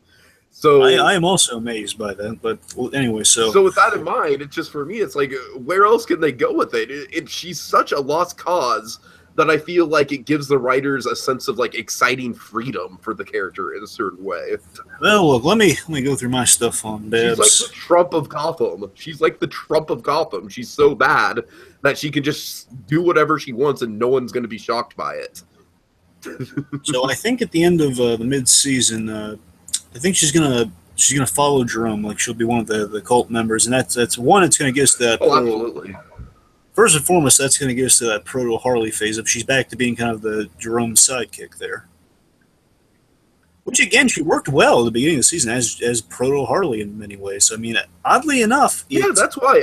It's if you would have told me season 1 that Babs was going to turn into Harley Quinn, I'd be like, "Fuck you, get out of my face," But and I'd also say no, she's going to turn into Chase Meridian. But I digress. Let me say this. With the way Jerome works, I got to tell you though, what they could do and still make the whole thing work and at least kind of save it. Because again, I'm just saying as kind of a sidekick to the Joker, she works well. And again, we even mentioned this in the last season. I would be shocked if they did this in a direction where it'd be impossible to bring Harley Quinzel into the equation as well. Well, let me say because if we can get Ivy Pepper and Poison Ivy, I'm sorry. Go ahead. Let me say this. Well, first and foremost, I just think in general bringing Harley into the Gotham show was a mistake. But I'm just saying, given where the chips have landed, just you're getting like you can't say it's all that surprising, though. Yeah. Again, just given the beginning of season 2 as a proto Harley, just kind of a sidekick, the germ she works well. And what we know about Barr is that she works tremendously. Well, let me stop myself there. She works tolerably well. She works. The only time she ever even works, period, is when she's paired with a really interesting character. Oh God. By that I mean when she's paired with Jerome or Penguin. She's worked in those 2 cases. Oh man. Or Gilzine. Right. She's worked in those 3 cases. Not with Tabitha, because it's not an interesting character. Point is, she's worked. That's when she works at her best. Like when she's the sidekick, when she's the helper to those characters. And I got to tell you, that is kind of a proto Harley. It's kind of helping the bad guys out like that. And here's the saving grace. Anyone who's not happy with the Harley Quinn thing, saying they ruined Harley Quinn. Well, here's your easy out. And here's the way it could still make everyone happy to an extent. Mm-hmm.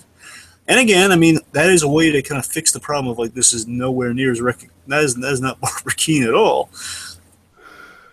Is the fact that Jerome is a proto Joker, that he's the original. He lays the groundwork for future Jokers, right? Yeah. But if you have the same thing with Harley Quinn, it's like, okay, Joker's known to have a sidekick, so maybe this is one of the original sidekicks, and going forward, other people put on the onesie. Right. And also, I remember. Do you think we're actually going to see Babs in the onesie? Well, she was in the costume at the galas. I mean, I don't know if it's going to be. I doubt it's not going to be the exact same one. I'm just saying she might wear a costume of some kind. Okay. Maybe a corset, like a red and black corset or something. I don't know.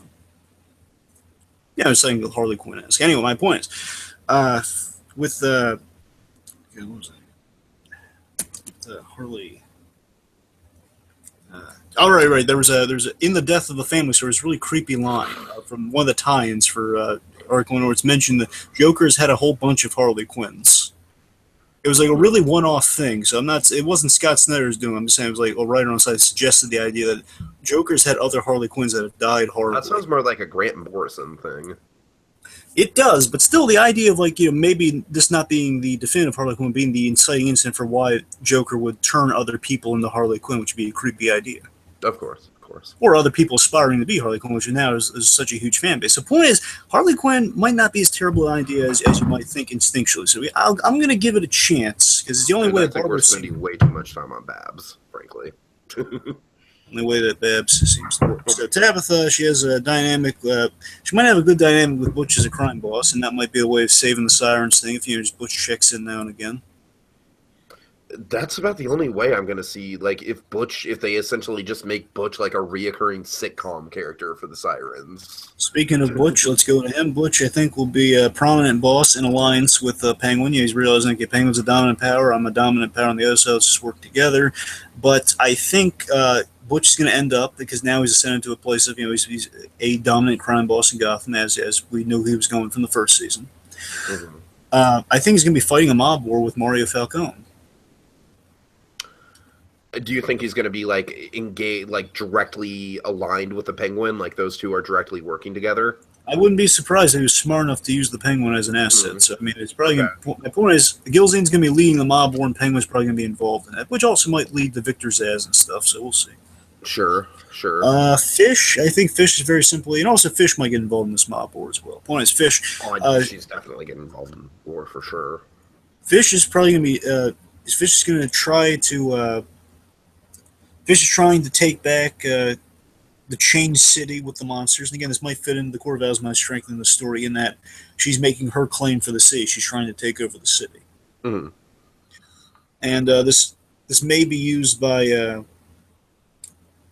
she may be used by the Mad Hatter for the mind control technology. Because remember, she has the ability to kind of she has hypnosis powers. Sure. So I'm saying, what if the Mad Hatter, in building to his appearance, what if he like somehow manages a way to weaponize her power as an origin for the mind control tech? I mean, honestly, the mind control tech is like, it's just one of those things that just did not sit well with me at all. So you're reminding me of it right now, and I'm just like, oh god, I don't even want to think about that. I mean, no, I understand what you're saying. It's just like that is not one of my favorite plot lines. Yeah, with Court of Owls, Hugo Strange. I think we said all we need to say about Strange. He's just going to be kind of like off on the sidelines, offering advice. But if they use him just sparingly, but actually make an arc with it, you know what they could do?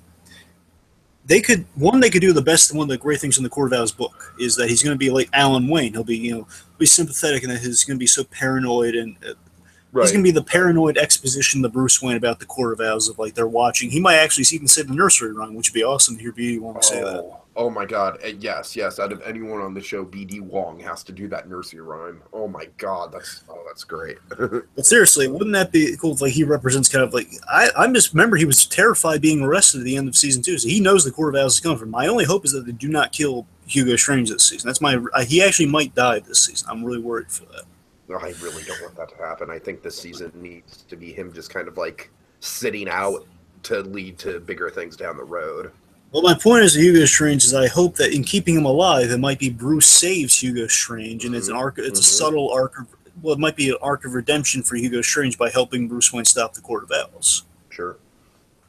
Okay, let's see. Something really quick that's not on our list. What? Apparently, Lucius Fox is quitting Wayne Enterprises and moving to the GCPD. Really? Yeah, I saw he's probably filling in for Nigma.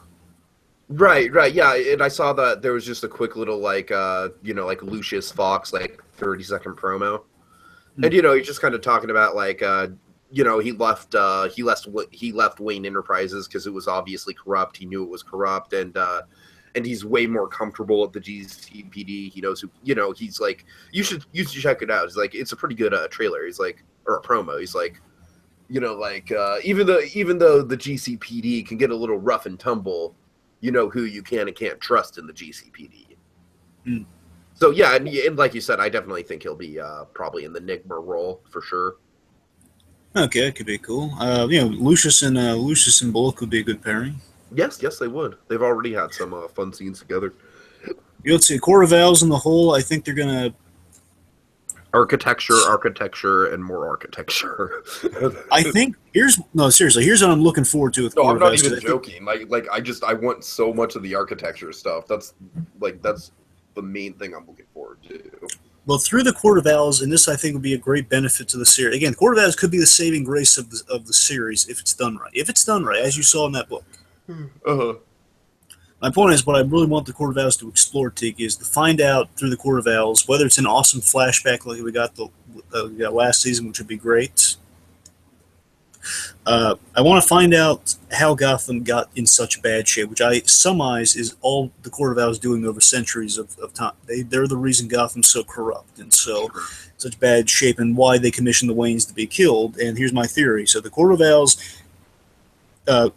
led to ordered the Waynes' death, so that only the corrupt upper class would survive, because the Waynes were helping everyone in the city. So pretty much, you ruin the company. They're working on the eternal life thing on the side there, as per their corrupt operations. But the point is, you get rid of the Waynes, the lower class. They're eventually going to kill each other and die off in this violent city. The corrupt guys, the corrupt cops that are looking away, like all the violent crimes in there. The point is, only the people that the Court of Owls deem have like a pedigree of like we can coexist. We can make these guys fellow Court of Owls members. We can live in a corrupt city that we deem who's worthy and who's not. Waynes are the only ones that kind of challenge that, so they had to go. Yeah. All right. Okay. Jerome. I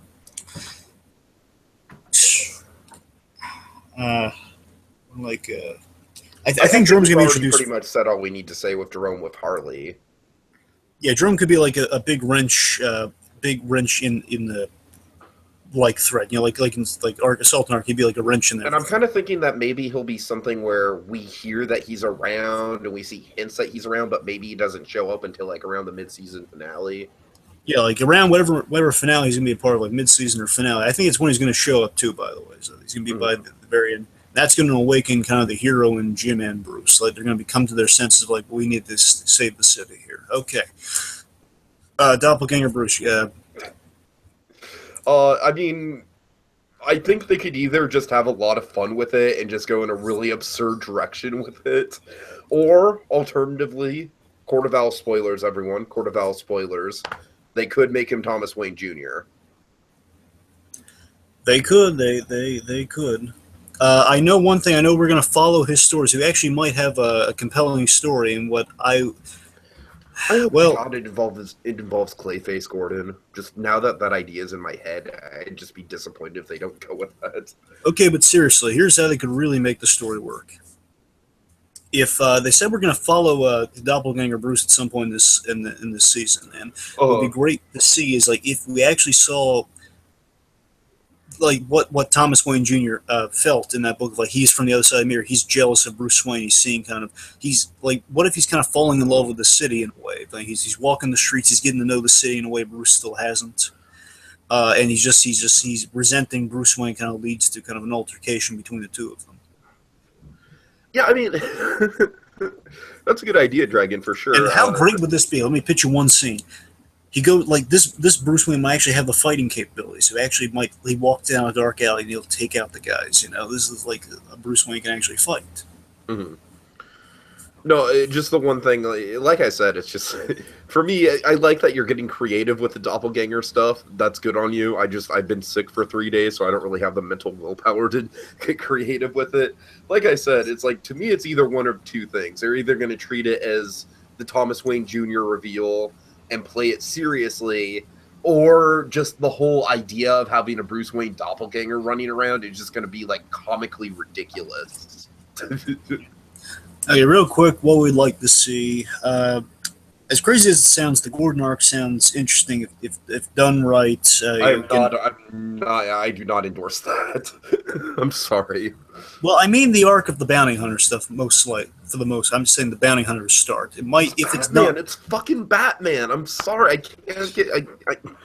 It's like our big complaint about the show is that like Gordon is too much like Batman, and that they're not. He's Batman. He's got it. There's like no line between him and Batman anymore. Bah. Anyway, so if the story's done right, it might be the opportunity we've been waiting for to examine kind of the depth of Jim Gordon as a character. But let me say this with the whole Batman stuff. See, right there. He's that Batman, that specific Batman, the classic like golden age Batman. Okay, but seriously, would him be? No, I'm sorry. I'm done. I'm done. Okay, go ahead. Don't mind perspective. I'm just saying, considering he has become Batman in the comics, considering he has, I'm saying that would be the writer's justification. Batman after Batman's been an established figure. I know that. I'm saying that we know the writers would use that as justification that he became Batman in the comics. So why wouldn't we do that now? That's just absolutely not just justification, because Bruce Wayne is the one that needs to come up with a Batman identity. I know that. I'm just saying that's what their justification would be, as like a writing it off sort of thing. I'm not saying it's a good idea. I'm just saying that. Well, here are my quick theories of like who the characters he could be. So real quick.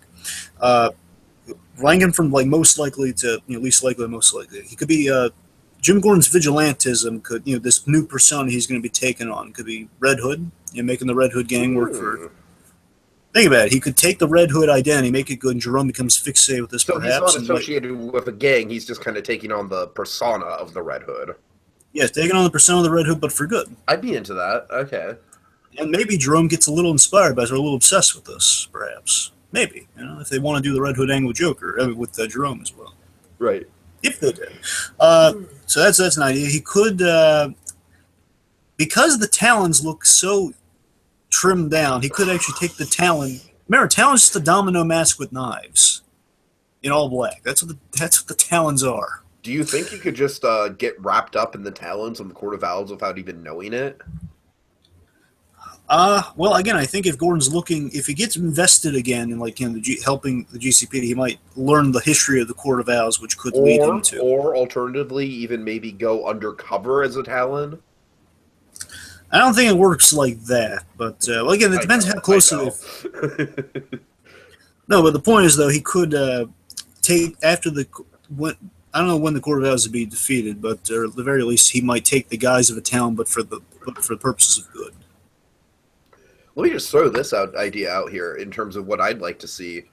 I would personally like to see the Court of Owls not get defeated this season. I'd like to see it continue into the next season. I'd like to see... Well, I'm saying they're always going to be around, so they can always come back. But No. But I'm just saying, like, I would really love the show to have like a Gus Fring style, like, long-term antagonist that you can like really, like season 3 would end with like maybe the cliffhanger for season 3 is the Night of the Owls, where all these different characters are being hit on by the Talons, and it's just a major, and then of course, so basically what I'm saying, Dragon, I'm sorry, to simplify it, I'm saying, like, essentially, like, of course, while adapting it into the show, essentially do part 1 of Court of Owls where Bruce Wayne is investigating them, maybe coming up dry, maybe look into the mythology of it, look into the city and the real building and everything. And then part 2, which would be season 4, would be essentially the Night of the Owls storyline and the aftermath of that. Well, again, I don't mind keeping the Owls. I'm just trying to think from a story perspective if we can get it. I'm just saying there's enough there that I think they could do it. I think they could stretch it out. But anyway, so with again, it would make sense if Gordon becomes invested in the city's history that he would take a symbol of the city's history but turn it to something good. Fix the corruption in Gotham by taking on a corrupt symbol, which definitely would inspire Batman. But Court of Owls in relation to the murder of his parents and also Talons, and again, Gordon becoming a town might not be an insane idea, as insane as it sounds, I should say. Mm-hmm. Just give it like a domino mass sort of thing. I don't know. We'll see. Then a third, and just go with me. I know you're going to say this is number 1, but I put Batman as number 3, saying he could be like the Thomas Wayne Batman, where it was the... You see, if it was Thomas Wayne, I'd be okay with that. I'd be down with that. Okay, well, what if he discovers that Thomas Wayne was Batman and then holds that mantle up for himself? Well, I don't want to give anything away. I just know that there is a chance we might get a bat motif this season from something a little more direct. I can't tell you what it is, but okay. My point is, Gordon becoming Batman and Bruce taking up the mantle is. I know it's insane on its face. I know it. I'm just saying, embracing the insanity. Well, like I said, I think the one way to salvage that is if Thomas Wayne himself kind of crafted the Batman identity. Like, I wouldn't be 1,000% like on board with it, but I'd at least be like, well, okay, I can understand it from a logistics point of view. Well, I don't think basically as long as Gordon himself doesn't like directly come up with the Batman identity on his own and it has no correlation between Bruce, then that would be a major mistake. I think that would be a slap in the face, personally. Well, I'm saying though, again, at first I doubt they're going to do Thomas Wayne. I don't know. Look, I honestly think the Red Hood theory is probably the most realistic. Let's not spend too much time on Batman, but whether we don't have too much time to spend in general. So, thanks for the Deadpool distractions with that, by the way. I'm sorry. Anyway, let me say this much with the Batman stuff. I mean, the Thomas Wayne thing that might have an angle because he has the Batcave already built, so you might not be too off of that. But at the same time, if they play it right, as crazy as it sounds, they could have like a thing where Gordon inspires a Batman, not directly Batman, but a bat-like kind of guy going around. I don't know. I'm saying don't. I mean, if he's a vigilante and he has some sort of other motif besides bats, then it's fine. But I don't know what Oh my God! What if they did What if he did Man? Just a way to get Man Bat as a persona into the show. What if he called himself Man Bat? Well, I'm saying he might. Fine, I'll spoil it. Go ahead. I don't care. I legitimately don't care. We might have Man Bat this season. Okay, so like the real Man Bat. I don't know if it's the. I'm saying we might have someone with bat wings flying around that is a monster. Oh God! Oh dear God! Okay, why not? My point is, if they wanted to just go, kind of like, okay, fine, just do it, just do it. Let's see what happens. Dragon this whole season is just throwing shit at the wall and seeing what sticks. okay, let's just get off the Batman. So let me address two other actual possibilities. All right, Okay. Batman's their point. Whatever they're going to do is going to be in the vein of a Batman. We know that much. So two, I think this one actually is the better way to go about than Batman is that there was an actual character that Jim Gordon created in the comics called Wrath. Now Wrath was basically kind of a Gordon accidentally shot this kid's parents who a kid had Crooks' parents and they were as like a rookie or a cop on the force. Gordon had to shoot them because they had guns. You know, it was a police procedure. You know, you have to. No. And basically, he orphaned this kid by accident, and this kid grew up to kind of hate Jim Gordon, and he became a vigilante, somewhat like a Batman. And basically, this character was called Wrath, and he targeted Jim Gordon. I'm saying, what if Gordon became the Wrath character, which he has some ties to the comics?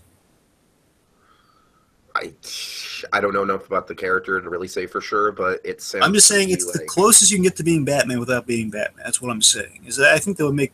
I get that respect, but it sounds to me like it kind of be taken away from the whole point of that character, because the whole point of that character is, the vengeance against Jim Gordon. I'm not saying it's going to be it's not the same origin. I'm saying using the character persona, just the Wrath, which has connections. Well, yeah, right. But what I'm saying is that, like, if you use that character persona, it's like, anyways.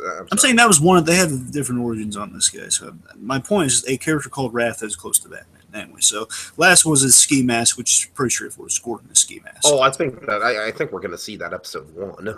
Which I'm saying the ski mask would give us the kind of the ski mask Bruce Wayne eventually at some points. I mean, the ski mask is like something we've been waiting for with Bruce Wayne already, so might as well do that with Gordon as a story. Let me say anything big. I'm just going to try to get to the last pressing things here. Returning mob angle could be cool. Again, Falcone will be back this season along with the Sun, so we'll see if that's going to be how that's going to correlate. Scarecrow could be brought back, and you're going to love this theory. If they bring Scarecrow back, if they do, because it might be an overcrowded season, they might just leave him out because of that. Sounds like an overcrowded season. If they bring Scarecrow back, the perfect way, at least they could reference Scarecrow, if not use him. If they do, again, if we have like a kind of a bottle episode in itself, like what if Bruce Wayne gets trapped in the labyrinth? Yeah. And here's the thing: they use Scarecrow's toxin, the one that Gerald Crane created, as the liquid drug that Bruce Wayne he's hopped up on. So when he's going through the labyrinth, that's why he's seeing hallucinations of his parents and fears and owls coming at him. That's where he gets as he's trapped in a maze. That's just yet another example of like, I'd be excited to see that scene adapted, but at the same time, it's like there's so much opportunity to screw it up. Yeah, but again, seeing a practical maze would be awesome, wouldn't it? Yeah, practical labyrinth. I mean, I've seen practical labyrinth in other things. I'm saying from that story, kind of brought to life in some way. Right. Okay, let's see. I have a way of like if they could make Mr. Freeze an interesting character and useful. Make him interesting and useful in stopping the court because the Cold stopped the court in the comic, remember? And also he created. That's very true. That's very true. That's honestly what I was kind of thinking when I was reading the comics. And that angle is like, oh, that's something they could do with Mr. Freeze. And in the show, Mr. Freeze created the chemical that the court uses to come back. True. So what if in some way Freeze is responsible for taking them down? And there was a great scene where Gordon and Bruce, they convinced Freeze to care about. Basically, to care again, kind of like in the spirit of Norma, spirit of in the spirit of Norma. Anyway, I think we as a species, as like a species of human being, should just strive to do everything in the spirit of Norma. Okay, but seriously, as a basically they reach the humanity of Mr. Freeze by bringing up Nora Freeze, and that's somehow they get him to help out with it, which could make Mr. Freeze interesting as like a little role in the season. I don't think we're again. My big hope is that Core Vals would highlight kind of the effect Gotham has on its characters and vice versa. Again, could strengthen the stories going around. I mean, right now, as it stands, Court of Owls could easily strengthen Jim Gordon's story, Bruce's story, Fish's story, everyone's story, really. It could. Yeah, but can we just kind of get to concerns? Yeah, that's what concerns. Okay, can I just do my laundry list? So, do your laundry list.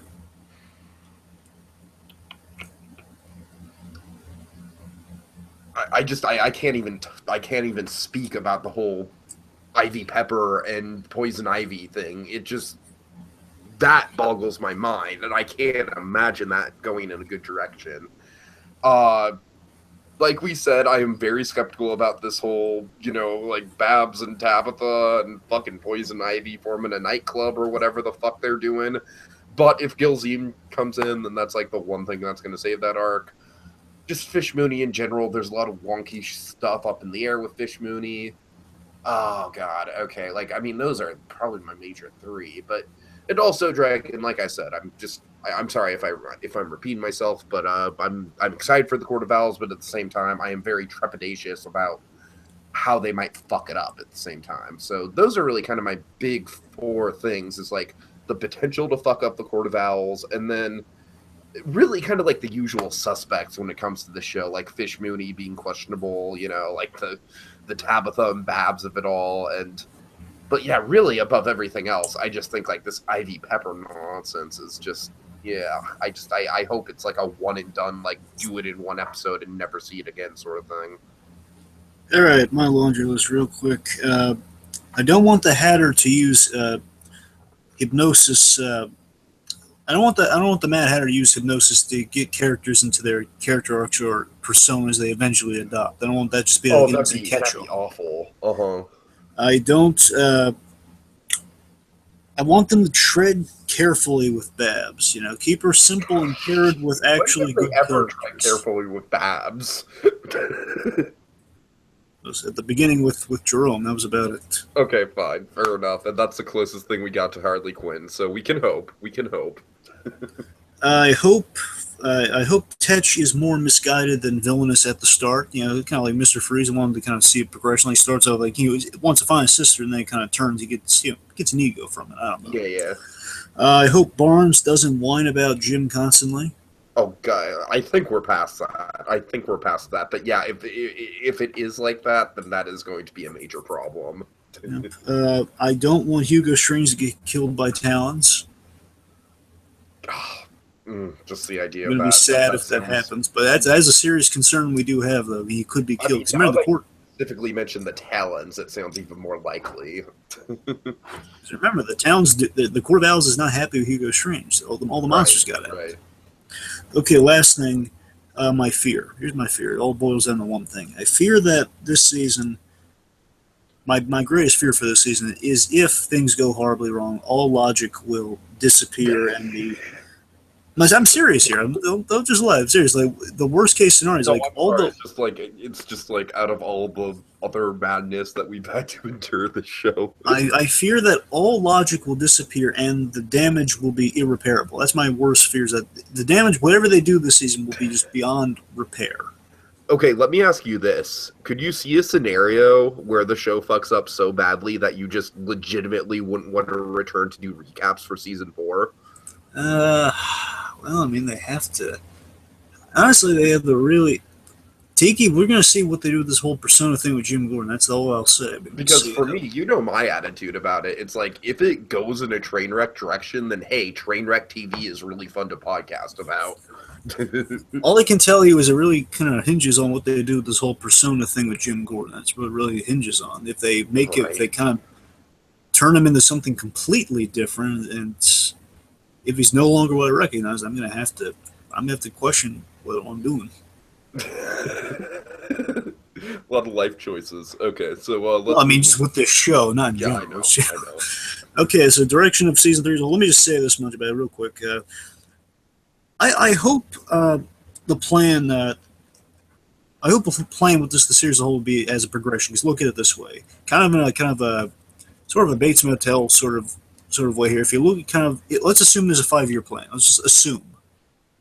I would like to assume there's a 5-year plan. I think that should be like a general kind of way to go about it with a TV show, but go ahead. If there's a 5-year plan, here's what they could do. Season 1 was the introduction.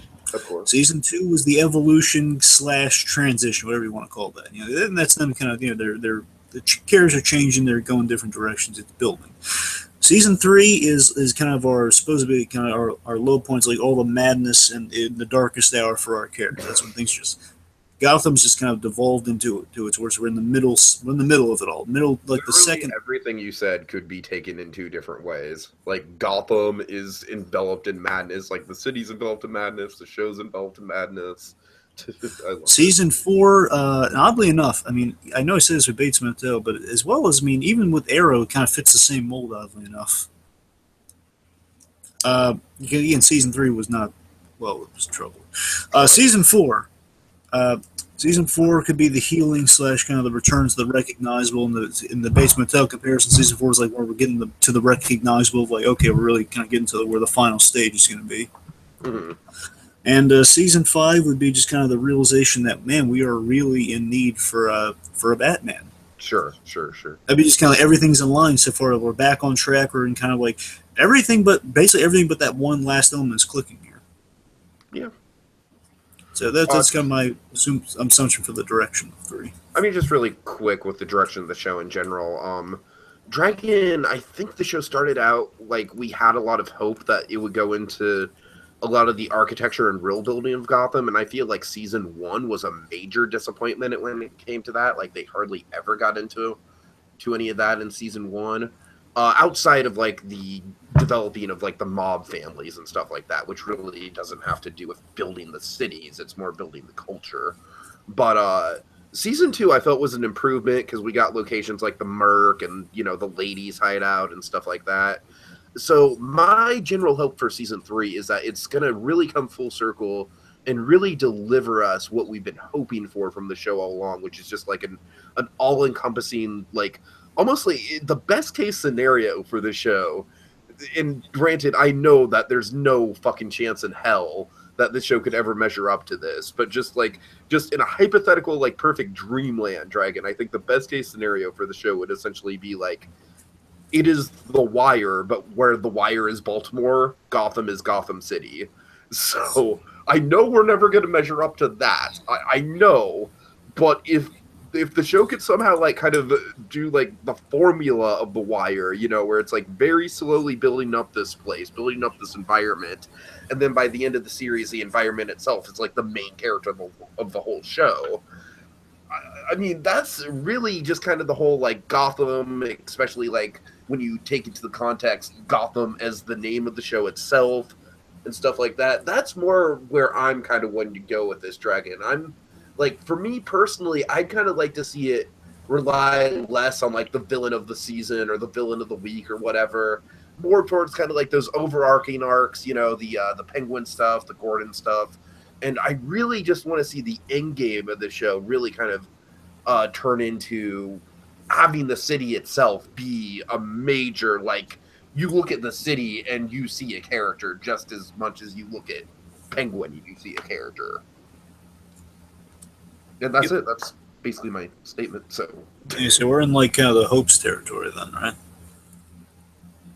Yeah, I mean, to tell you the truth, that was kind of my hopes as well. So I'll just kind of end with final thoughts. But do you have any hopes?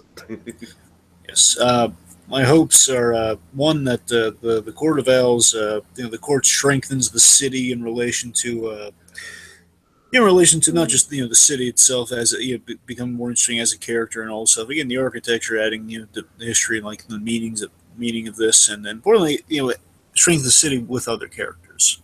Oh. His point is, again, that's the main thing I've been saying from day one. What I hope my hopes, again, based off kind of my love of the Scott Snyder books, mainly Court of Owls in relation to this show. I've hoped from the get-go that it was going to be about kind of how the city impacts the characters and how basically the blanket statement has always been, if you're going to show Gotham, instead of doing Gotham Central, it's like police procedural, but set in Gotham with Batman on the side. He's there, but he's just not in the focus. That was always the initial dream show. We get that. Show's called Gotham. Well, you would hope that's for a reason. I hope the reason is it's about the city that spawned the Batman. What kind of city was that like? That the history that Gotham kind of imposed on its characters, and now the history that the characters are making on the city.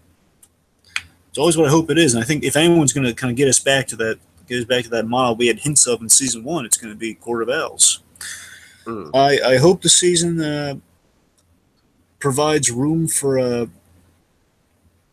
for the familiar. No matter what odd stuff they do. I mean, I hope at the end of the day, whatever crazy stuff they do, still at least have some room to we can still get back to the familiar in some way. Sure.